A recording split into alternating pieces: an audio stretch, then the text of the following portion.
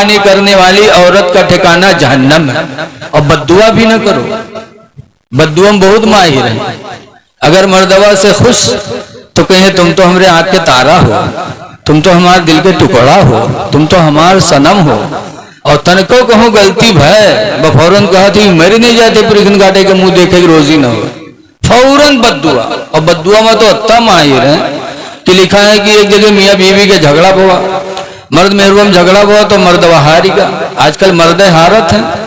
جب مردوا ہاری گا تو بیچارہ مجبور ہو کے دعا کرے لا, کہے یا اللہ یا جھٹی ہوئے تو ایک اٹھا لو, ہم جھٹے ہوئے تو یا اللہ ہم کا اٹھا لو, یا اللہ ہم جھٹے ہوئے تو ہم کا اٹھا لو, یا جھٹی ہوئے تو ایک اٹھا لو. بہورتیوں پوچھ پھیلا دی بہو کہنے لگی یا اللہ یہ جھٹا ہے تو ایک اٹھا لو, اور یا اللہ ہم جھٹی ہوئے تو ہم کا بیوہ کہی دو, یا اللہ یہ جھٹا ہے تو ایک اٹھا لو, ہم جھٹی ہوئے تو ہم کا بیوہ کہی دو. مرے لوٹ پوٹ مردوا ہے. ارے عورت بیوہ کب ہوتی جب مرد مرتا ہے.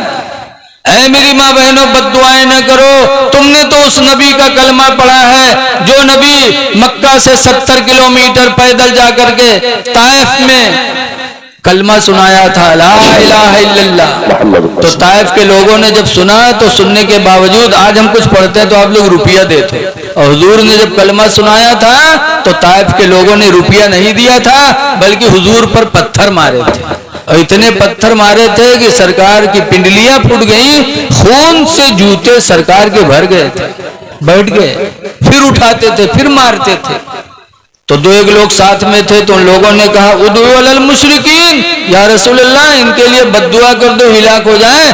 تو اس وقت میرے نبی نے بددعا نہیں کی تھی. میری ماں بہنوں اس وقت میرے نبی نے ہاتھ دعا کے لیے اٹھایا تھا, کہا تھا اللہم اہدی قومی, اے اللہ میری قوم کو ہدایت دے دے.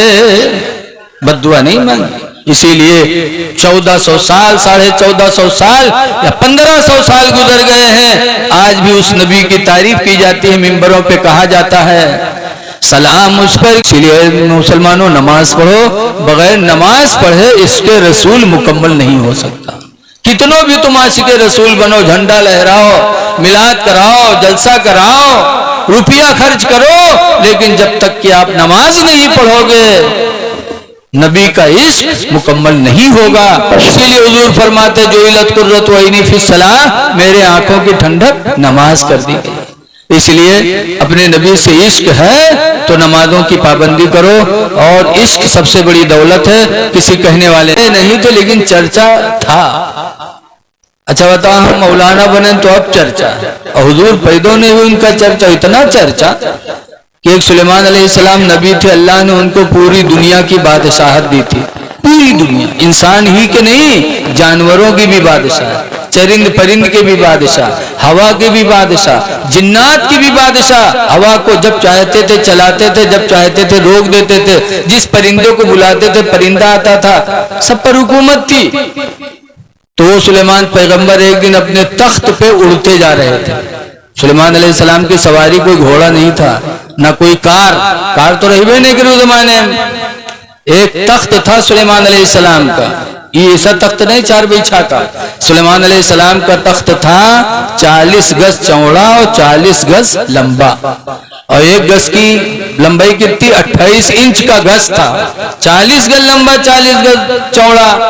اس تخت پہ وہ بھی ہوتے, بہت سے لوگ ہوتے, اور جب کہیں جانے کا ہوتا تو تخت کو حکم دیتے چل اڑ کے فلاں جگہ, بس وہ تخت اڑنے لگتا تھا. نہ اس میں کوئی پر, نہ کوئی مشین, نہ کچھ, اڑنے لگتا تھا. ایک دفعہ تخت پہ بیٹھے سلیمان علیہ السلام اور وہ تخت اڑتا جا رہا تھا. جب مدینے کے اوپر سے گزرا, سلیمان پیغمبر نے جب مدینے کو دیکھا تو اپنے ساتھیوں سے کہا تھا ہذہ ہجرت نبی آخر الزمان, اے لوگوں دیکھو یہی وہ شہر مدینہ ہے جہاں آخری نبی ہجرت کر کے آئیں گے, مکہ سے آئیں گے. فتوبی لمن آمن بہ, تو مبارکباد اس کے لیے جو اس پر ایمان لایا, واتبعوہ, اور اس کے لیے بھی مبارکباد ہے جو اس آخری نبی کی پیروی کرے. نبی آئے نہیں تھے, سلیمان چرچا کر رہے تھے. لیکن ایک بات اور سنو, دیکھو آج کل پلین اڑا تھے تو ہم لوگ کتنا تعجب کری تھے کہ ہاں سائنس والے کتنے ترقی پر ہیں, ہوا میں اڑائے دین بنائے گے. लेकिन प्लेन उड़त है तो उसके अंदर पेट्रोल लागत है, बगैर पेट्रोल के कोनो प्लेन उड़ी? उसके अंदर मशीन होती है, इंजन, उसका एक चलाने वाला ड्राइवर होता है। इसीलिए कहूँ गड़बड़ा जाते हैं ड्राइवर तो सबके सब गायब हो जाते हैं। नेटवर्क होता है, लेकिन सुलेमान अलैहिस्सलाम के तख्त में न कोई इंजन था, न कोई उसका ड्राइवर था, न उसमें कोई पेट्रोल था, न कोई नेटवर्क था, सिर्फ हुक्म पैगंबरी होती थी और वो हवा में तख्त उड़ने लगता था। अल्लाह ने अपने बंदों को ऐसा ऐसा ओहदा अता फरमाया। बस आप हजरात से गुजारिश है कि आपस में भाईचारगी पैदा करो, नेकियां करो। 4 दिन की जिंदगी है, खुदा जाने किस वक्त बुलावा आ जाए। अब तो अटैक चला है, इसीलिए किसी कहने वाले ने कहा है